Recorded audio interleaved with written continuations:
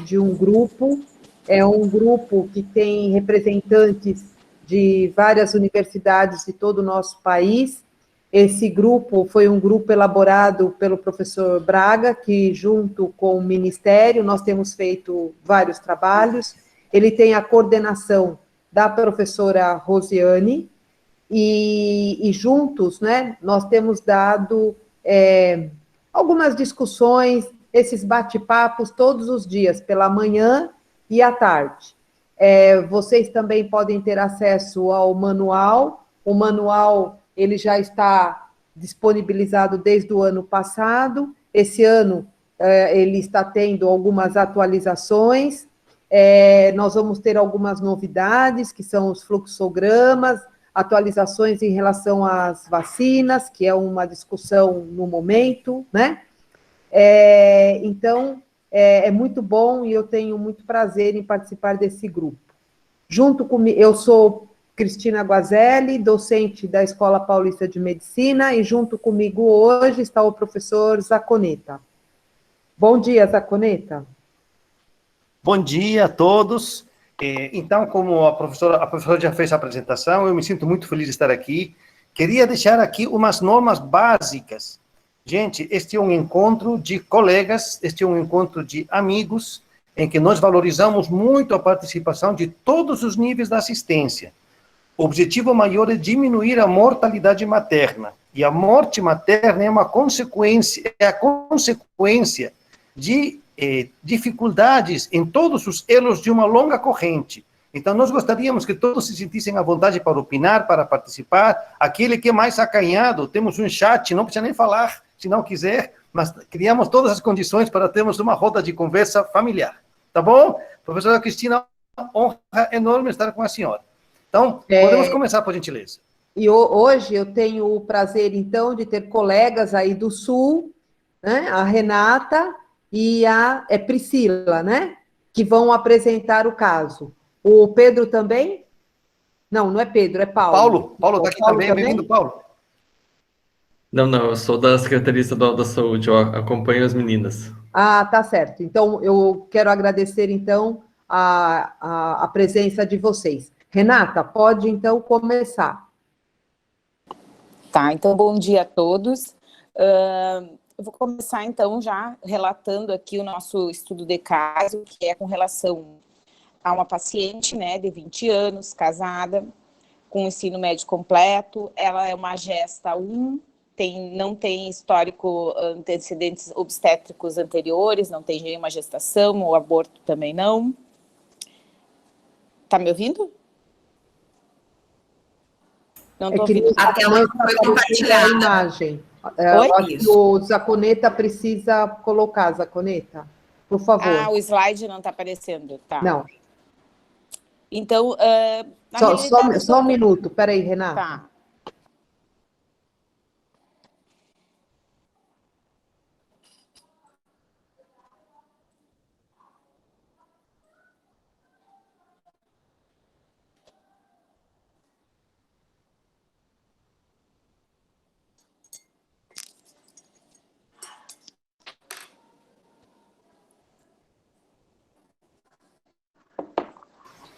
Está dando um probleminha aqui, mas eu já vou conseguir. Uma janela. Por algum motivo não está abrindo aqui o meu... Mas eu já vou... Rê, se tu abrir a tua apresentação no teu PowerPoint e depois clicar aqui na flechinha, acho que tu consegue. Não, agora foi. Foi? Eu tenho ela... aí. Foi só um... É porque estou na Bahia é um pouquinho mais lento. Aqui tá frio também, então pode ser isso. A gente fica lento também com frio. Pode continuar, por gentileza. Tá, então o próximo slide Obrigada. aí tem as iniciais, né, idade, a relação que eu estou falando aí. E aí a gente entra ali, né, com essa paciente que ela fez um pré-natal lá no ESF, com da saúde da família. Teve 8 Tá errado o slide. Não é essa apresentação. Não, ele está mais adiante. Não, essa já é a minha apresentação. Ah, essa já é a apresentação da minha, não a tua. Então, essa aqui me mandaram. Essa é a minha, essa é a segunda parte. É a que a gente já tinha, Zaconeta. Não, mas foi a que a Karen me mandou. Então, mas agora é outra, veio agora, tem uma anterior. Vamos ver se eu consigo aqui. Não, você quer a que já tínhamos antes? É. Isso. Ah, eu tenho essa também, só um minutinho.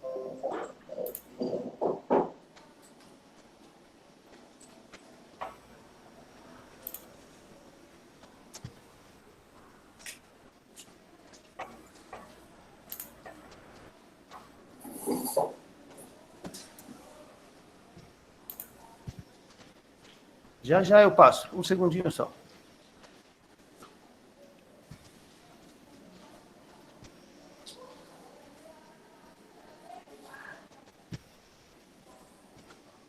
Essa, né? Ainda não estou vendo. Agora começou. Pula um. Essa? Próximo, vamos ver. Um pouquinho para frente, porque a tela inicial é a mesma. Isso, essa aí. Então, seguindo ali, né, no próximo slide a gente já vai falar um pouquinho do pré-natal dessa paciente. Ela fez o pré-natal no SF da Promorar, né, com o médico da família, realizou 8 consultas nesse pré-natal, não teve nenhuma intercorrência registrada em prontuário, fez uso, a única medicação que ela fez uso foi sulfato ferroso, ela é alérgica de pirona. Esquema vacinal em termos de gestação dela, né, foi feito hepatite B, reforço do tétano, H1N1, ela não recebeu vacina para Covid, né, porque ela estava, aí já vem no próximo slide, a gente já relata o fato de ela, então, apresentou alguns sintomas respiratórios no dia 18, foi realizado o teste dela no dia 21, um PCR, né? E esse PCR representa resultado positivo. Ela foi orientada ao isolamento, então, para ela se manteve bem durante todo o isolamento, não referiu aumento ou pior nas queixas.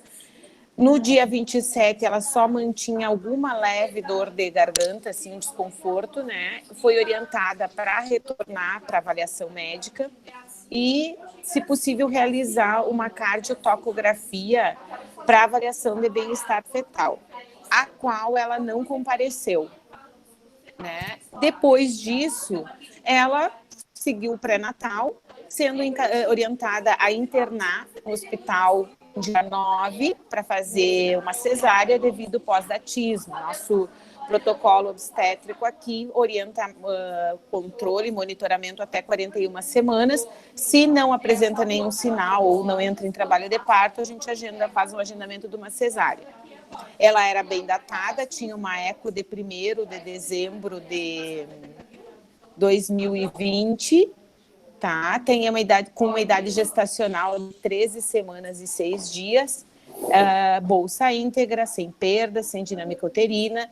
O bebê nasce, né, no parto cesárea, sem intercorrências, do sexo feminino, pesou 3,70 kg, 49 centímetros, Apgar 10,10. Depois ela permanece fazendo... Melhorou o microfone? Será que é o meu? Permanece fazendo, então, o recuperação no pós-operatório, onde ela apresenta picos hipertensivos. Esses picos hipertensivos foram... Quer falar, Pri? Oi, sim, pedir para o pessoal que não está apresentando, que não está falando, que bloqueie os seus microfones, porque é esse o motivo da interferência. A gente deixa daí o microfoninho bloqueado, não interfere na tua fala. Tá bom, obrigada. Então, aí, dando sequência, né, ela apresenta, então, picos hipertensivos durante esse pós-operatório imediato aí, que foram manejados com a tensina, né? Já no momento da alta, já apresenta uma pressão arterial normalizada de 13/8, tá? Não teve alteração de saturação, não teve nenhuma outra alteração significativa de registro em prontuário. ela não realizou o teste de antígeno no momento da internação, como é rotina, em função de estar saindo do isolamento, não se viu necessidade de repetição desse teste aí no momento da internação da cesárea, no caso. Acho que a minha parte vai até aí, agora a doutora Priscila segue com vocês.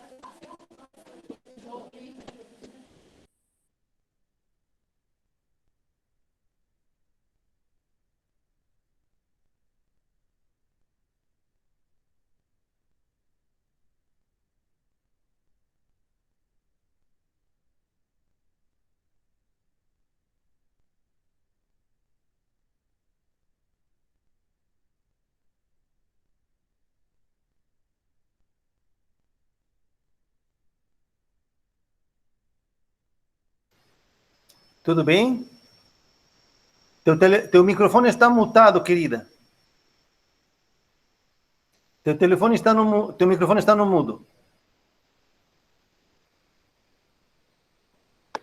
Priscila, você Deu. Ótimo. Tá, agora até vocês estão... Conseguem... Você que vai passar ou eu? Eu passo. Vocês então... estão vendo? Beleza. Então, vamos para a apresentação. Acho que é esta aqui. Eu não estou conseguindo... Aí eu mudei o... Bom, assim vocês conseguem ver bem? Eu não estou vendo. Eu acho que você pode continuar assim, dá para ver. Pode, tá. Porque eu estou com dificuldade de botar ele para o modo de apresentação mesmo. Ele não está respondendo, né? Bom, vamos lá. Então, essa paciente, ela deu alta, o que ela me contou? Que durante o pré-parto ali, ela vinha cansada, ela vinha sentindo cansaço, mas que o cansaço que ela esperava ser normal para o período gestacional, final da gestação mesmo, e que realmente não tinha sintomas respiratórios outros relevantes. Não tinha febre, não tinha tosse, não tinha dores, vinha com aquele cansaço que ela atribuiu ao parto, ao pré-parto. Conforme ela ganhou o nenê, ela disse que ela ficou muito bem, não sentia mais o cansaço. Quando ela foi para casa, ela se sentia muito bem. Ela só teve a pressão alta ali no pós-parto, depois em casa ela disse que ficou bem, não teve mais hipertensão. Uns 3, 4 dias depois do parto, ela disse que começou a ficar um pouquinho mais cansada de novo, mas não chamou atenção, porque ela estava com o neném pequenininho em casa, então não chamou atenção. No dia 13 de junho, então, quando já fazia mais de 25 dias do início dos sintomas, que tinham sido no dia 18 de maio, ela disse que ela teve, então, no dia 13, um cansaço bem importante ao longo de todo o dia, que foi piorando progressivamente, mais cansaço, tosse, e nessa tosse ela disse que cuspia eventualmente uma coisa sanguinolenta. Na noite, ela vomitou sangue, então ela foi para o pronto-socorro na madrugada do dia 14, por causa disso, por muito cansaço, falta de ar, e ter esses episódios de hematêmese, que depois ficou mais identificado como hemoptise mesmo. Na madrugada, então, era o 5º pós-operatório do parto cesáreo, e já 27 dias do início de sintomas, 26 dias, ela chegou no pronto-socorro em insuficiência respiratória, uma saturação de 81 em ar ambiente, APA de 200 por 100, frequência cardíaca 116. Foi colocada em máscara de Hudson e conseguiu atingir saturação acima de 94, mas desconforto respiratório. Como tinha essa história de Covid, foi colocada na ala Covid, que eu sou responsável, e no momento lá de manhã cedo, as gurias me ligaram para me avisar dessa internação dessa paciente, estava saturando acima de 90, eu pedi para ser realizados os exames, tomografia, mas ao longo da manhã, era 8 horas da manhã, as gurias me ligaram dizendo que ela estava desaturando bastante, e nós instalamos então VNI, ela estava saturando 78%, nós instalamos VNI, que foi para 90%, e tentávamos estabilizar e entender ela. Os exames foram coletados sangue, estávamos aguardando tomografia, ela apresentou nova dessaturação com muita hemoptise, foi a 68, pelo qual eu realizei a intubação. Sedamos, colocamos em ventilação mecânica. No momento da intubação já, no momento da sedação, quando eu elevei a laringe para o tubo, veio um volume absurdo de secreção sanguinolenta franca. Encheu ali o frasquinho quase da aspiração. Era um líquido bem avermelhado, não era um líquido só de edema pulmonar, parecia uma hemorragia mesmo. E isso foi claramente, ela fez uma inundação pulmonar por aquele líquido, foi aspirado grande quantidade e a gente não conseguia manter ela saturando bem.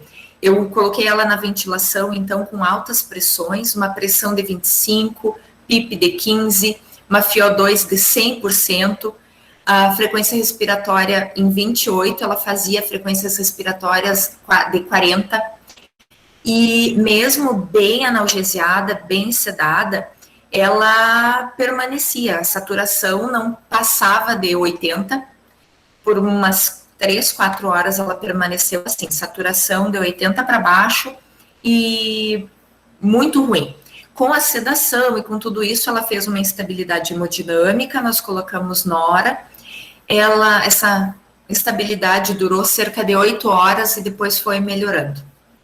A partir de uma certa estabilização, que ela saturou ali 83, 84, foi levada para tomografia, e aí nós vamos mostrar as imagens embaixo. A tomografia dela, então, era isto. Eu tinha que abrir para ficar melhor de vocês verem. É normal. Eu não vou conseguir apresentar ele aqui. Alguém tem alguma dica para eu botar em apresentação isso? Ou vocês conseguem ver assim mesmo? Eu não tô enxergando vocês. Acho que é melhor você falar assim. Hoje você não é a primeira que não está conseguindo pôr em apresentação, viu? Outras pessoas hoje, numa outra reunião, não estavam conseguindo. Tá bem, então vamos seguir. Então, as pessoas que estão vendo podem colocar em modo tela cheia. Ou seja, se vocês colocarem em modo tela cheia, vai melhorar. Pode continuar, meu anjo. Então, aqui são algumas imagens da tomografia. Esse aqui, o perfil ali, a gente já vê bastante infiltrado, bilateral. Aqui, tubo bem posicionado, sonda bem posicionada. Na janela de mediastino, então, que a gente consegue ver coisas mais densas, né? Então, a gente vê aqui o coração. Para quem não tem muita familiaridade com a tomografia, então, a gente pensa que a cabeça do paciente está lá atrás do computador, o pé do paciente está na nossa direção, e a gente faz os cortes ali, então, para conseguir ver. Nós temos a minha seta, vocês enxergam? Essa minha seta que eu mexo aqui, vocês enxergam? Sim, enxergamos. Então, aqui nas partes moles, o que é preto é ar, o que é branquinho é alterado, muita alteração. Então, ela tinha um pouco de derrame pleural, bilateral, um pouquinho mais à direita, e esse conteúdo todo aqui no pulmão, que era líquido ou consolidações, um pouco de atelectasia, tudo misturado. Aqui um corte mais alto, ainda mostrando o derrame pleural.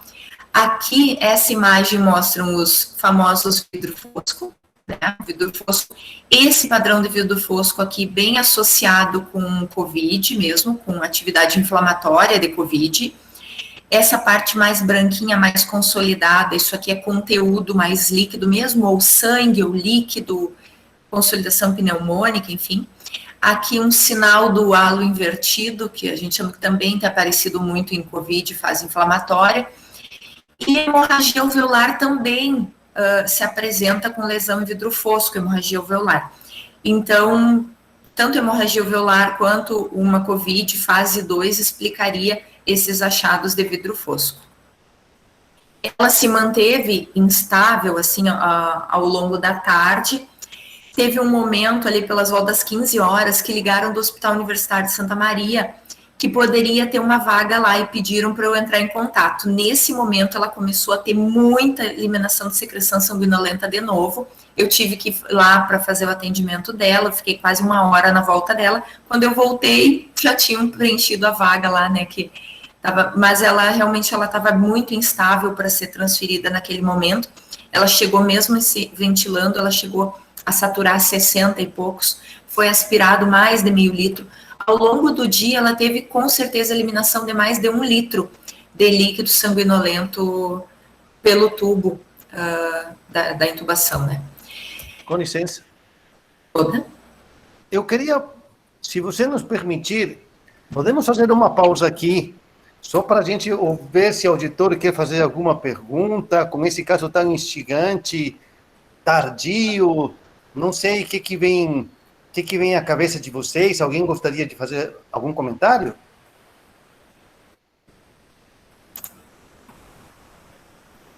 Porque aí depois, quando a doutora vai nos passando as coisas, depois fica fácil opinar, né, doutora? Mas agora é assim, na vida real. A Sandra levantou a mão. Sandra, você poderia fazer um comentário? Vou pedir para todo mundo fazer comentários breves. Sandra, por gentileza. Pode abrir seu microfone e falar, Sandra Carvalho.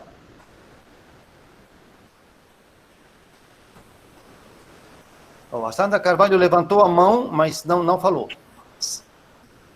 Sandra, se você quiser falar, abra seu microfone e pode falar, por favor.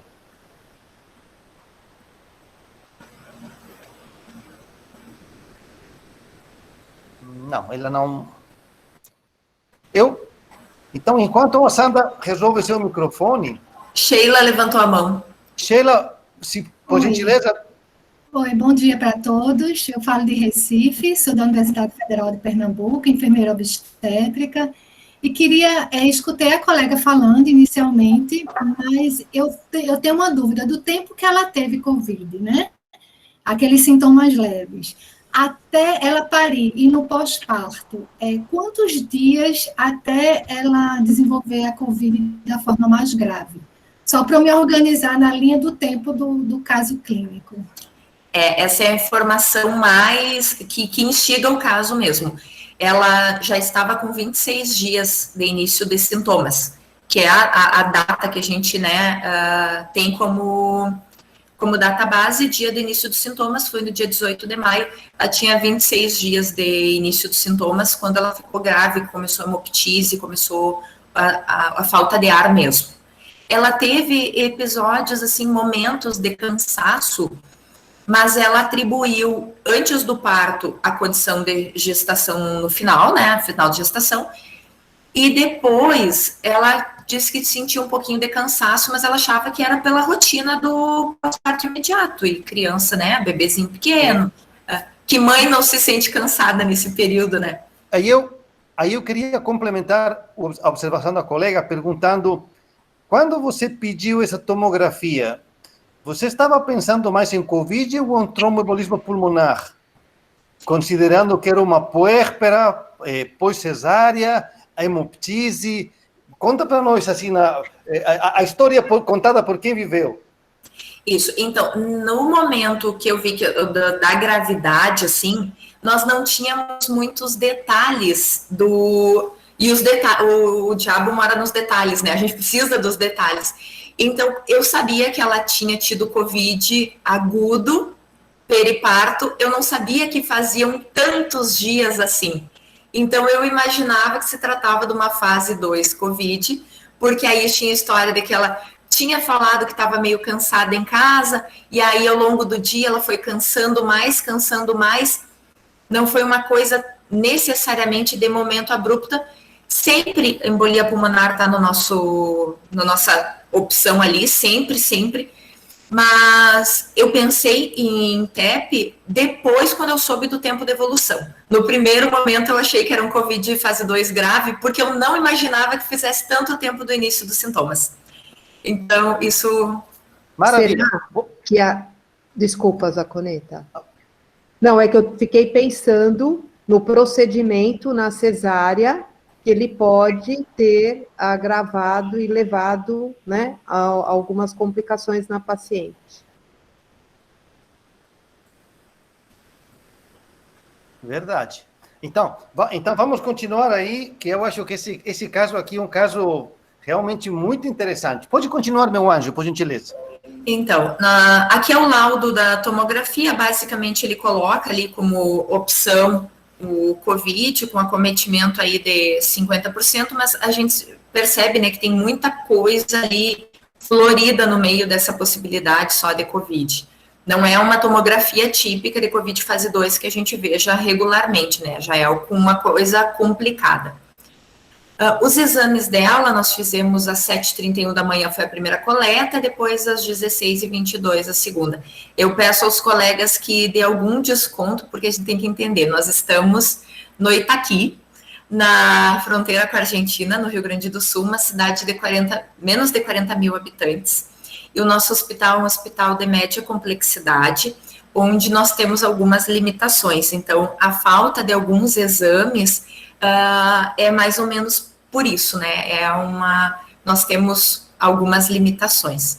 Então, nós fizemos às 7h31, nós tínhamos um hematócrito de 40,4, às 4 da tarde o hematócrito tinha caído para 30, que é 10 pontos de hematócrito, 4 pontos praticamente de hemoglobina.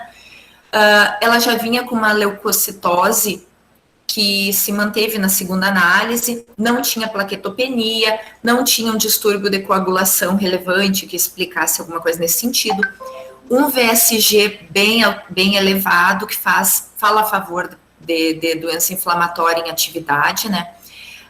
Creatinina normal, um DHL de 592, eletrólitos bons, função hepática ali tocada apenas, discretamente alterada. Nós iniciamos a partir, né, desde o início ali do manejo, já uma hidratação bem vigorosa por causa dessa perda estimada. Começamos antibiótico, nós não sabíamos o quanto dali poderia ter uma infecção bacteriana associada e o quadro muito grave, nós iniciamos ceftriaxone e ácitro. Prestei bem atenção ali em ferida operatória, coisas assim, para pensar numa infecção estafilocócica ou alguma outra coisa, tudo estava bem bonitinha, FO limpinha, não tinha nenhum sinal que pudesse pensar em infecção ativa de pele, alguma coisa assim. Nós não temos índice de resistência bacteriana relevante, é uma boa coisa de estarmos numa cidade pequena, né? Então, a gente não tem por que sair com um espectro maior, ela não teve uso de antibiótico na internação lá do parto. Nós começamos dexametasona, pensando daí na fase 2 do COVID, nós não tínhamos metil naquele momento. Sabe que pneumologista gosta muito da metil, né? Então, é o que eu uso preferencialmente aqui, mas no momento nós não tínhamos. Depois de 6 horas do manejo inicial, lá do início da manhã, nós conseguimos uma saturação máxima de 84%, com todas aquelas pressões altas, com FiO2 de 100%, muito grave mesmo. Depois de 12 horas, nós fizemos manobras de posicionamento da paciente, eu coloquei ela sentada no leito, para conseguir que aquele líquido todo deixasse lá no fundão, para abrir algum espaço de alvéolo para respirar nos ápices pulmonares, e a gente conseguiu que ela fosse tendo uma melhora progressiva na saturação depois ali de 8, 12 horas. Ela teve uma redução da diurese, mas nós conseguimos manter função renal normal, mesmo com aquela instabilidade hemodinâmica. Ela usou noradrenalina por umas 8, 9 horas, depois a gente conseguiu ir descalonando e retiramos. Mantivemos pseudoanalgesia e aí o desmame, então, da nora. No dia 15, então, no dia seguinte, ao longo da noite, a Renata, nossa enfermeira, estava de plantão, acho que ela foi lá, benzeu, bem benzidinha, e ela passou a noite evoluindo bem, até de uma maneira surpreendentemente bem. Eu tinha uma impressão de que essa paciente talvez não resistisse, que talvez ela fosse evoluir a óbito, tamanha a gravidade de como ela se apresentou. A gente está trabalhando com a COVID já há mais de um ano, nós já tivemos outros quadros com hemorragia alveolar, onde nós não tivemos sucesso, mesmo com o paciente sendo transferido para a CTI. Então, eu tinha muita apreensão que essa paciente não respondesse bem. Mas ela foi evoluindo bem, eu não coloquei heparina profilática nesse momento em função do sangramento, né?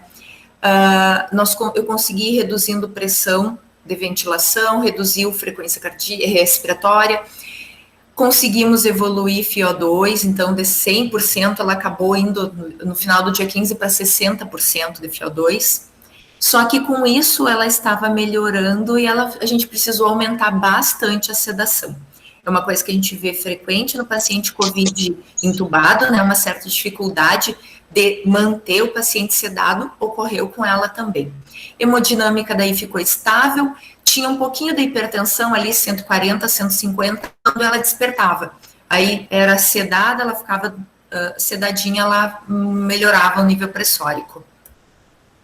Na noite, então, do dia 15, eu fui comunicada pelo SAMU e pelo gerente, que é a nossa central de leitos do estado, que tinha sido autorizada uma transferência por vaga zero para Santa Casa, de um hospital aqui da região, aqui do Rio Grande do Sul. Só que aqui nós temos, na região, nós temos hospitais com uma complexidade limitada. Nesse momento, então, eu tinha em mente um possível TEP, eu tinha em mente uma possível miocardiopatia periparto, uma miocardiopatia pelo próprio COVID. Então, nós tínhamos, apesar de eu achar que parecia um quadro inflamatório fase 2 COVID tardio, e daí já começando muitas conjecturas do porquê tão tardio, a gente não pode, sem ter o diagnóstico, sem ter exames, a gente não pode descartar todas as outras hipóteses diagnósticas. Então, eu liguei para lá e chorei para todo mundo em Porto Alegre que eu pude, para ver se a gente conseguia mandar essa paciente ou para Santa Maria ou para Porto Alegre, onde tivesse mais recursos propedêuticos para investigação, onde tivesse um ecocardio, que daqui a pouco até um transesofágico mesmo, um angiotomo de alta qualidade, uma busca até reumatológica em função de... É uma hemorragia alveolar, é um sangramento pulmonar, tu não pode fechar as portas para nenhuma etiologia, e uma equipe multidisciplinar mais complexa, né? Então, a gente tem uma dependência grande dos hospitais aqui da região, que nos ajudam muito, então, de maneira nenhuma a gente quer constranger os hospitais da região, achando que não fariam um bom trabalho, mas a gente, pela complexidade, pela diferença do quadro, e eles, então, nos autorizaram no final da noite, eram umas 11 horas lá, eles me ligaram de volta e autorizaram que ela fosse por vaga zero para o Hospital Universitário de Santa Maria, então, para que tivesse esse atendimento em mais alta complexidade. Quando ela evoluiu, então, que ela foi transferida, ela já tinha uma FiO2 de 60%, uma pressão de 16, ela chegou a 25, já estava em 16, a PIP, que eu cheguei a 15, ela já estava em 7, uma frequência respiratória de 20, saturando 98%. Foi transferida, então, para o Hospital Universitário de Santa Maria, finalzinho da madrugada, início da manhã do dia 16, chegando lá no final da manhã. Itaqui, eu tinha um colega médico que ele dizia que morar em Itaqui é como morar 100 quilômetros para dentro da Argentina. Então, a distância de Santa Maria fica a 400 quilômetros e a gente considera isso perto. Então, para nós, é uma referência ainda perto, Santa Maria. No hospital universitário, a gente soube, então, de uma melhora progressiva. Aqui eu coloquei uma fotinho do que foi feito lá. Eles fizeram laboratórios que foram muito condizentes com os nossos e eles fizeram muita coisa de diferente. Eles fizeram busca reumatológica, não tinha complemento baixo, pensando numa apresentação lúpica, sorologias todas, nenhuma para doença viral aguda diferente, tinha lá os seus IgGs reagentes e IgMs não reagentes.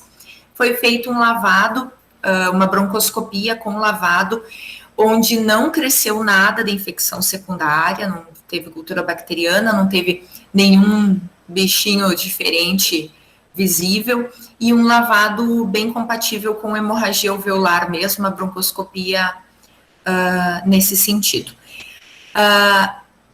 Os laboratórios deles, de maneira geral, são condizentes com os nossos, não teve perda de função renal, então os nossos esforços foram agraciados com manutenção da função renal, pelo menos. Ficou uma impressão diagnóstica deles lá, então, como uma pneumonia secundária, ali a COVID mesmo, uma hemorragia alveolar, onde eles ainda tinham ali, deixavam uma interrogação para vasculite, foi tudo negativo, tinha alguns exames ainda que estavam para sair, mas até agora eles não me mandaram, eu estou em contato lá com a residente, ela tem meu contato, acho que se tivesse dado alguma coisa positiva, ela já tinha me mandado, e ela vai ter consulta lá de retorno para uma reavaliação. A paciente, ela foi coletado um PCR lá em Santa Maria, não foi feita a genotipagem porque o PCR lá deu negativo. Porque eu falo em genotipagem, nós tivemos aqui a variante peruana, que em princípio não é um indicativo de quadro grave, nem de quadros atípicos, mas nós somos uma cidade de fronteira. Na Argentina, nós tivemos variante indiana, e nós temos uma circulação muito grande de caminhoneiros, e não só caminhoneiros, mas enfim, é uma profissão relevante aqui, que eles andam todo o Brasil. Nós somos uma região onde nós temos um dos maiores parques industriais de arroz da América Latina. Então, com isso, nós distribuímos esse alimento para todo o Brasil e para toda a América Latina. Então, é muito frequente nós atendermos pessoas que tiveram no Chile, no Peru, argentinos, lá da Argentina vem gente de outros continentes também. Então, por mais que tente-se ter um controle, a gente sabe que existe um risco alto de grandes variantes aqui. O LACEN do estado já está fazendo trabalho de coleta e armazenamento de amostras, e tem sido feita pesquisa de genotipagem de maneira mais intensiva aqui na região da fronteira por causa disso. Mas, no caso dela, o PCR já era negativo, não foi possível ser feito. Ela foi estubada no dia 21, ela teve uma evolução muito boa, então ela chegou, mesmo com parâmetros baixos, eles mantinham alguma preocupação, mantiveram sedação, mas ela evoluiu muito bem, teve alta no dia 23, e atualmente ela tem só uma disfoniazinha leve ali da garganta, não tem mais nada, tá super bem com a filha, as duas se sentem muito bem, e surpreendentemente muito bem as duas. Em termos de apresentação, é isso que eu tinha. Aí, então, o que o raciocínio vem à cabeça, né? As hipóteses, as coisas que passam. A gente sabe que se fala muito e se tem estudado muito sobre influências, interferências hormonais na evolução da COVID. Então, se cogitou isso desde lá, das questões da infância, de crianças não ter tão grave, e também depois, por que homens têm mais grave que mulheres. Então, sempre teve algum questionamento, não tem nada definitivo ainda, mas não tem nenhuma situação de toda a biologia humana que tenha uma variação hormonal tão grande, tão rápida, quanto uma situação periparto. Então, uma gestante que tinha níveis hormonais altíssimos, de repente, tem um parto, e isso modifica completamente. Mas são todas especulações, eu não me atrevo a dar nenhuma opinião sobre isso, não sou obstetra, sou pneumologista, não tenho conhecimento adequado, e nem tenho acompanhado tantos casos assim.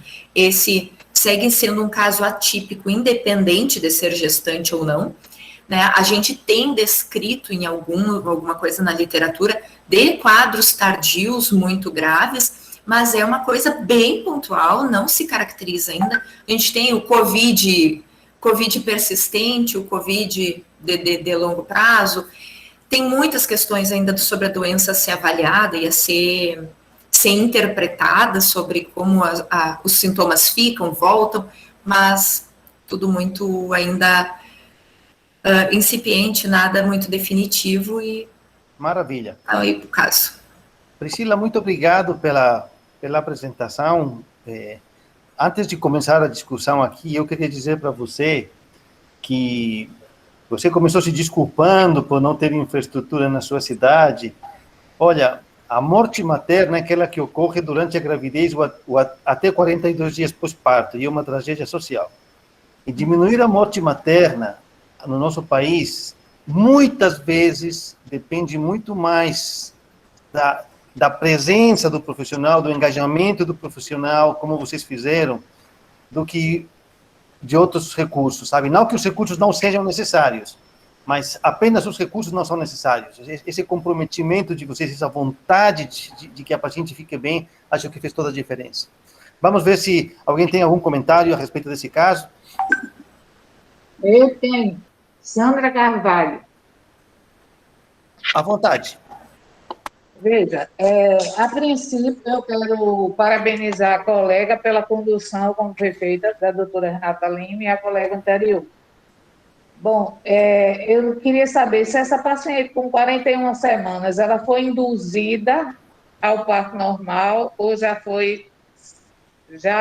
para cesariana? Porque não induziram, né? Em relação à comorbidade, eu queria saber se ela era obesa, né? Eu não vi se tinha alguma coisa em relação a isso. Outra coisa, como a paciente era RT-PCR positivo, detectável, se foi feito o acompanhamento dessa paciente fora da unidade, né? Se houve um acompanhamento no pós-parto em relação a sintomas que ela pudesse vir a ter. Outra coisa, como ela chegou a pneuma, ela foi indicada pela unidade, eu não peguei essa parte. Se ela foi direto para a pneumo, ou ela chegou na emergência e a pneumo atendeu na emergência já com a insuficiência respiratória. E outra coisa que eu senti falta foi sobre o RN. A evolução desse RN, dessa paciente, como foi? Então, algumas coisas clínicas eu falo, depois a Renata fala da questão obstétrica específica. Então, a paciente, ela não tinha nenhuma comorbidade prévia, ela não teve hipertensão gestacional, a hipertensão foi só no momento ali periparto, ela não é obesa, peso normal, ela chegou a mim já na internação, ela recebeu a alta no pós-parto muito bem, assintomática, não tinha nenhum sintoma, e ela já tinha concluído o quadro COVID dela. Ela já tinha mais de 20 dias do início dos sintomas, que foram apenas leves. Então,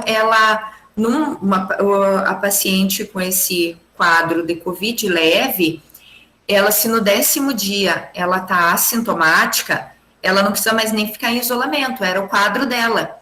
Então, mesmo antes do parto, ela já tinha cumprido até período de isolamento ali. Então, era um quadro com uma evolução absolutamente benigna dentro do COVID. Ela deu alta bem, não tinha por que nos preocuparmos mais com o COVID, não era prazo de preocupação mais com o COVID. E ela chegou a mim, quando ela foi internada por insuficiência respiratória. Não tinha. Isso aí, sobre a questão obstétrica, eu vou deixar para a Renata mesmo. Eu acho que é importante o que a Sandra perguntou em relação à indução do parto. Bom, podia responder. Oi. Tá me ouvindo? Conseguiram? Sim. Tá. Então, assim, Sandra, com relação ao parto, a gente tem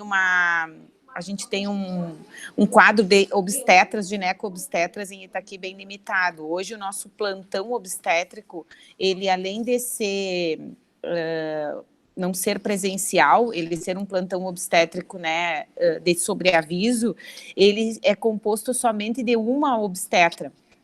E para conseguir que ela consiga, né, porque uma pessoa não consegue ficar 30 dias, 365 dias no ano de sobreaviso, ele é dividido com um cirurgião geral e comigo. Então, eu fico como enfermeira obstetra e ele como cirurgião geral e médico, né, responsável pelos casos.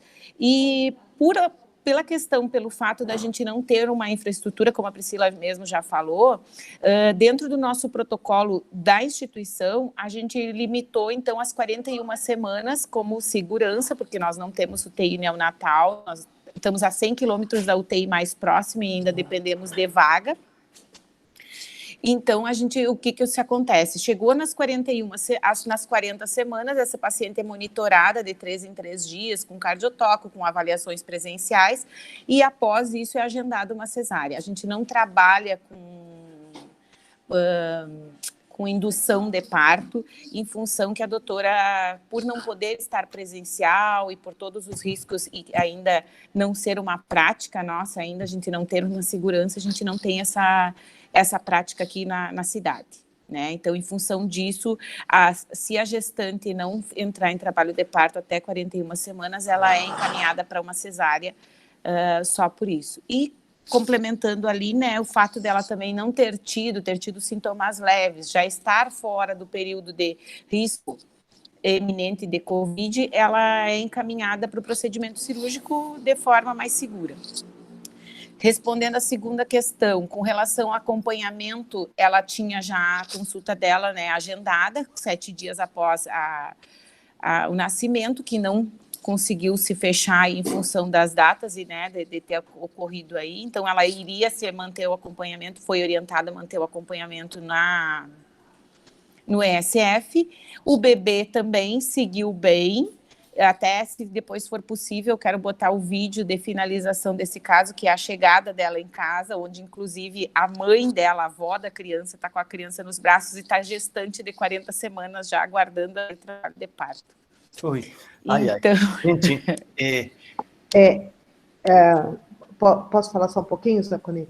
Bom, primeiro eu quero dizer para a Priscila que parabéns, né, por todo esse trabalho.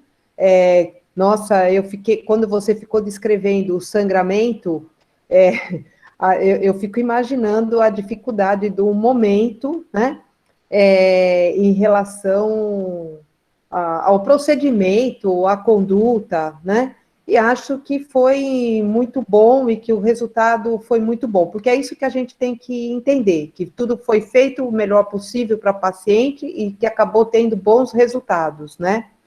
E que agora, é claro, como a gente está discutindo um caso, a gente começa a colocar interrogações, e tudo acaba, como é que se fala, ficando mais simples quando a gente discute o caso agora, não é? Porque a gente não está vivendo. Então, por isso que eu quero te dar os parabéns e dizer que isso foi uma vitória, porque a paciente está bem, né? E ainda é uma paciente jovem, que hoje em dia a gente tem se preocupado, porque as adolescentes também têm apresentado alguns casos, e a gente tem observado, infelizmente, óbitos nessas adolescentes. Na proporção das gestantes, a gente tem tido óbitos em adolescentes.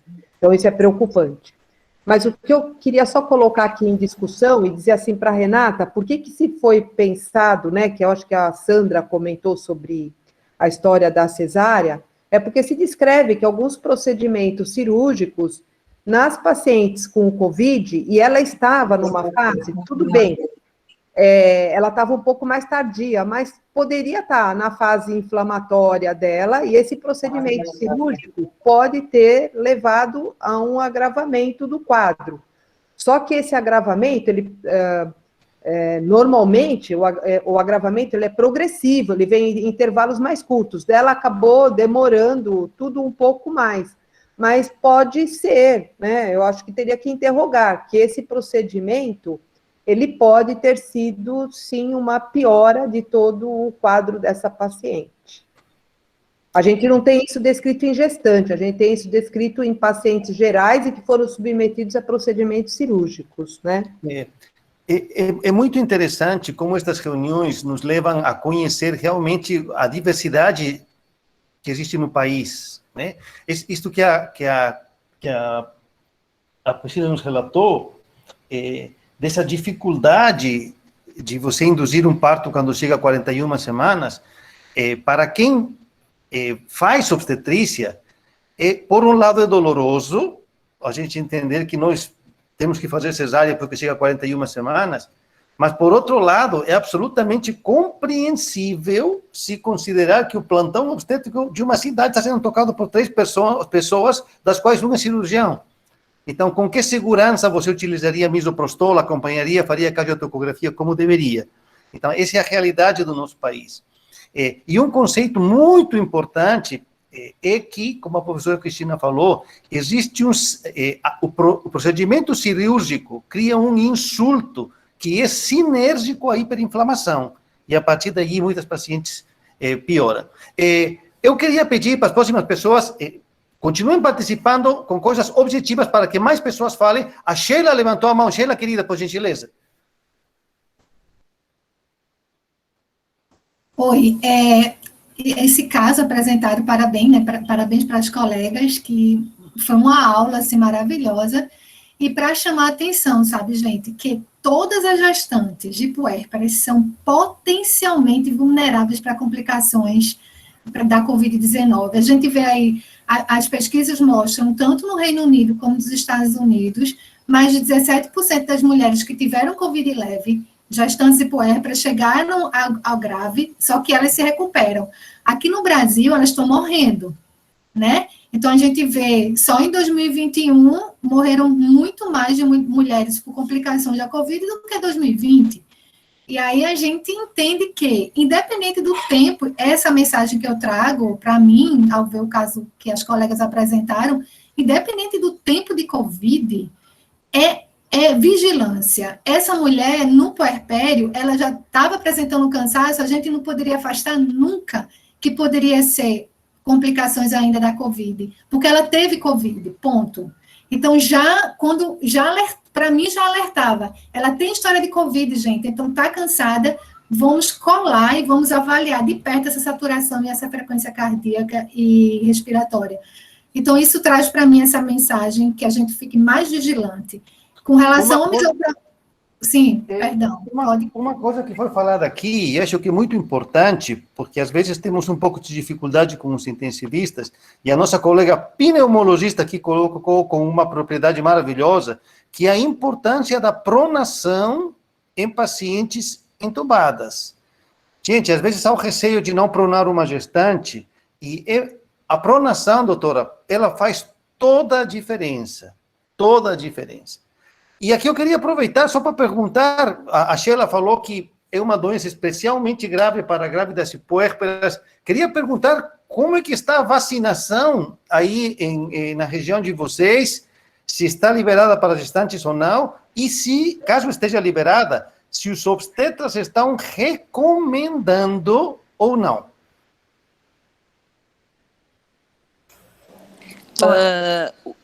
Não sei se tu quer responder, Pri. Pode responder da vacina, eu tô meio por fora. Pode responder que tu está mais por dentro. Com relação à vacinação, ela, num primeiro momento, foi muito bem recebida, né? Aí houve aquele para tudo, não vamos vacinar mais ninguém, daqui um pouquinho retoma. Hoje, a gente vê que as gestantes estão, sim, procurando.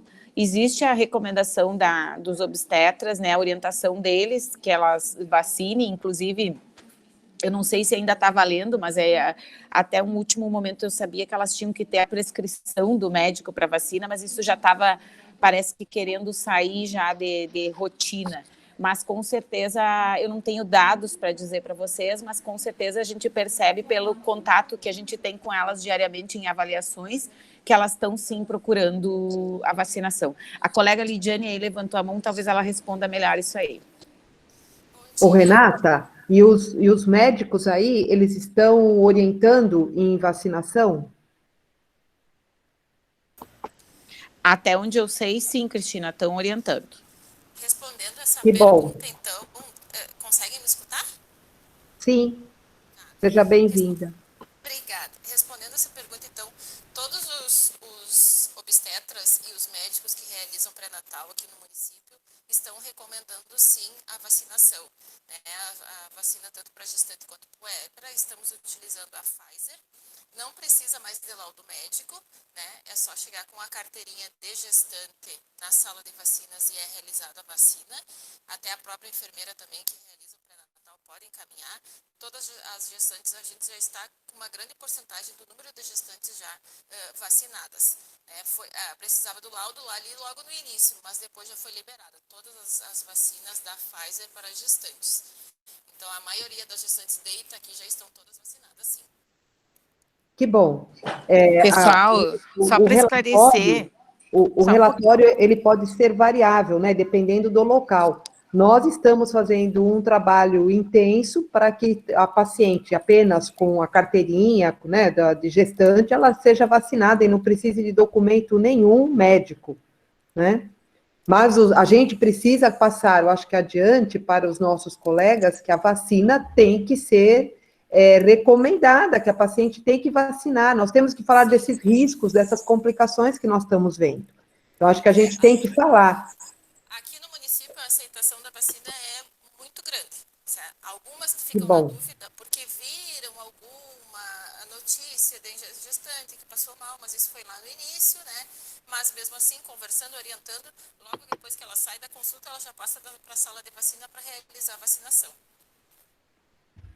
Nossa, isso é ótimo, né, Zaconeta? Essa é uma ideia muito boa. A paciente, ela vai para o pré-natal e ela já passa e já é vacinada.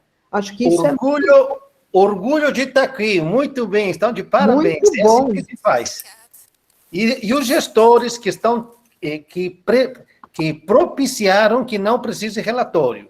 Porque o relatório, gente, é uma barreira. O relatório ele é um obstáculo. Se você só tem que provar que ela está grávida e vacina. Porque o relatório ele acaba atrasando a vacinação da paciente. E outra coisa que eu acho que a gente também tem que falar, que a paciente ela também tem que se vacinar de H1N1, não é? Então a gente tem que fazer toda a vacinação para a paciente, porque eu não sei como é que estava aí, mas aqui, por exemplo, em São Paulo, muitas pacientes não estavam tomando a vacina para gripe, para poder tomar do Covid e depois tomar. Então a gente tem que dizer para elas vacinarem com o que elas têm e depois tomar outra, né? É uma coisa que eu queria terminar, aquele meu questionamento, no cuidado que a gente tem, como a Sheila falou, em relação ao acompanhamento da paciente que acusa detectável o SARS-CoV-2. A gente, a partir daquele momento, ainda que ela não apresente sintomas, ela ser acompanhada no puerpério. E isso aí é muito importante. Porque eu queria até que a Pneu me falasse, que eu não percebi bem qual foi o tempo entre a saída da paciente da maternidade, com quantos dias ela saiu da maternidade e com quantos dias ela deu entrada no pronto-socorro. Então, a saída dela, ela voltou no 6º dia de pós-operatório.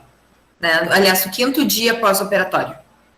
A descrição dela ela é bem exata, assim, ela é bem clara.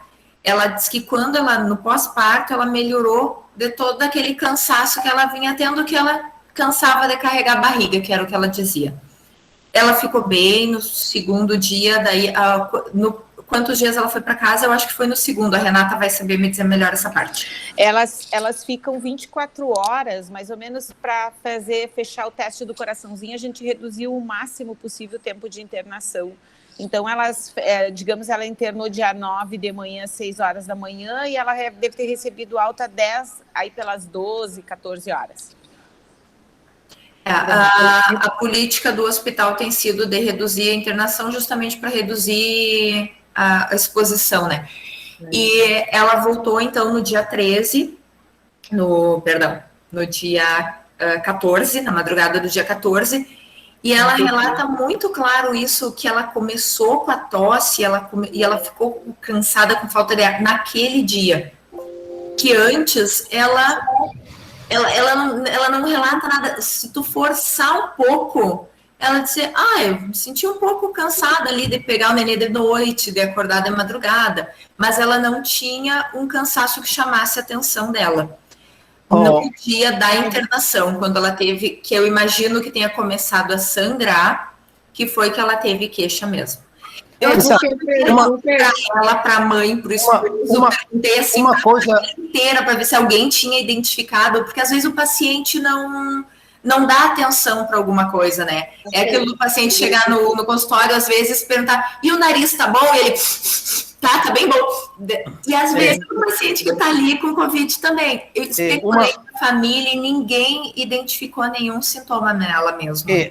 Uma coisa que eu acho que é importante é que, assim, veja só, o princípio da alta precoce, neste contexto de pandemia, é para proteger a paciente dela não se infectar no hospital.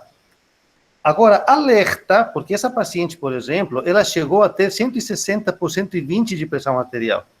Então, era uma paciente com pré-eclâmpsia com critérios de gravidade. Então, para uma paciente que que está saindo da fase de COVID, talvez a proteção maior seja segurar um pouco a alta, porque ela, nos primeiros dias pós-parto, há uma piora da hipertensão.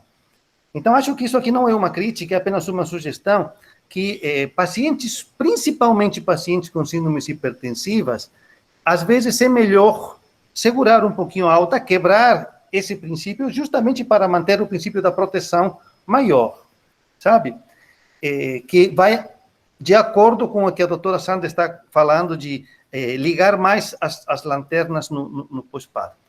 Gente, esta reunião está tão vibrante que nós passamos em 5 minutos o nosso horário e está todo mundo aqui com os olhos abertos. Eu vou fazer o seguinte, eu sei que todo mundo quer discutir aqui, mas nós temos horário, então eu vou pedir para vocês passarem o vídeo que vocês queriam passar e vou pedir para a professora Cristina fazer as palavras finais. Tudo bem? Sim. Quem que vai passar o vídeo? Eu vou tentar. Vai ficar bom. Sempre fica bom, né, Zaconeta? Sempre. Eu estou com a tela aberta, só me orientem aqui, vou em compartilhar a tela, é isso? Isto, vai em compartilhar a tela. Depois vai em compartilhar, vai te perguntar se tela inteira ou janela. Já está apresentado, já está abrindo, vamos ver. Ah, ótimo. Tá entrando? Tá. Vamos ver. Tá rodando. Está rodando. Mas Agora nós estamos vendo a tua tela do Zoom. Acho que você tem que sair aí. Isso. Aí, isso, pode isso. passar.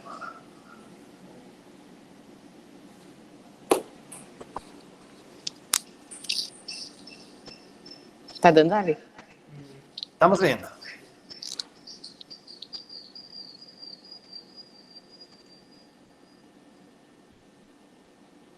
Ela é essa moça com a pantufinha da Minnie aí.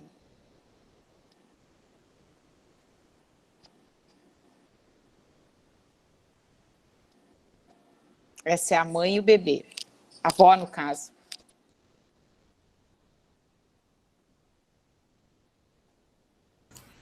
A bebê está ótima. Agora eu estava revisando algumas coisas, vendo se ela tinha lembrado de alguma coisa diferente. Ela me mandou fotos da bebê, tá excelente. Todo mundo na família de máscara, parabéns. Esse é o pai do bebê.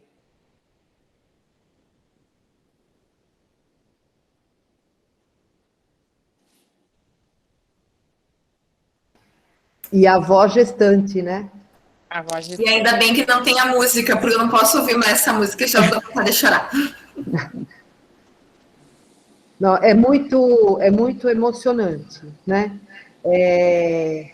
A gente, cada vez que vê uma paciente dessa forma, a gente fica pensando como é que a população ainda não conscientizou de alguns cuidados em relação ao Covid, né? E de continuarem subestimando e que o Covid não causa nada, não é? Bom, então, o que eu quero finalizar aqui, primeiro, é dizer assim, que o trabalho de vocês foi muito bonito, tá certo? Você tem que pensar que deu tudo certo e que correu tudo bem e que você está devolvendo, né, uma mãe para tomar conta do seu filho. Acho que é nisso que tem que pensar. E que hoje, eu acho que isso fez a gente pensar em várias situações.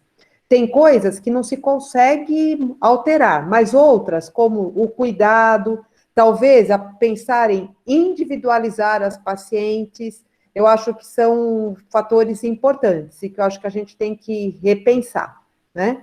Repensar no momento do procedimento cirúrgico, repensar no momento da avaliação dessas pacientes, no segmento, e da gente não subestimar porque a paciente está dizendo que está tudo bem, que Covid ainda continua sendo uma caixinha de surpresa, né?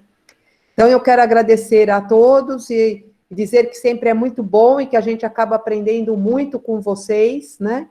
e tendo momentos muito bons. Zaconeta, muito bom estar com você, hein?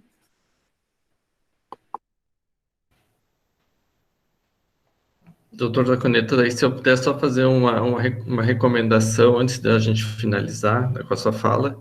A Secretaria Estadual da Saúde, então, fez uma CIB no dia 17 de junho, a gente postou a CIB no chat ali, para quem ainda não tem conhecimento, recomendando, então, a imunização de todas as gestantes no Rio Grande do Sul, mesmo sem a necessidade de laudo médico, com ou sem comorbidades, indiferente.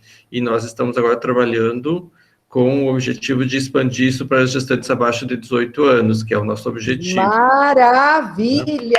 Parabéns! Então, temos reunião na próxima terça-feira com a Associação de Ginecologia e Obstetrícia, com a Sociedade Gaúcha de Pediatria, com a Defensoria Pública e as áreas técnicas do governo do estado para a gente começar um movimento nesse sentido. Então, a gente está recomendando a imunização para todas as gestantes. Né? Só quem precisar, a CIB está no chat ali. Parabéns, viu? Parabéns. Maravilhoso, muito obrigado. A Priscila falou, quem mais sabe como dar cansaço, então não sei se a Priscila é mãe, mas se ela é mãe para todas as outras, os filhos de vocês devem estar muito orgulhosos do seu trabalho, porque vocês evitaram uma morte materna, viu? Parabéns, muito obrigado, professora Cristina, obrigado. Até a próxima, gente.